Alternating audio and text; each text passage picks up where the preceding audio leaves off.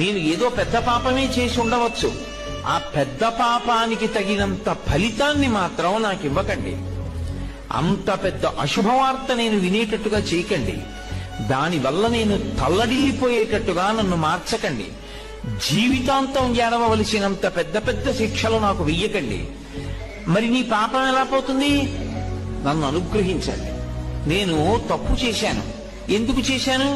మీరున్నారని తెలియక చేశాను ఒకప్పుడు ఆ పాపం. ఇప్పుడు తెలుసుకున్నాను మీరున్నారని, కాబట్టి నేను చెయ్యను.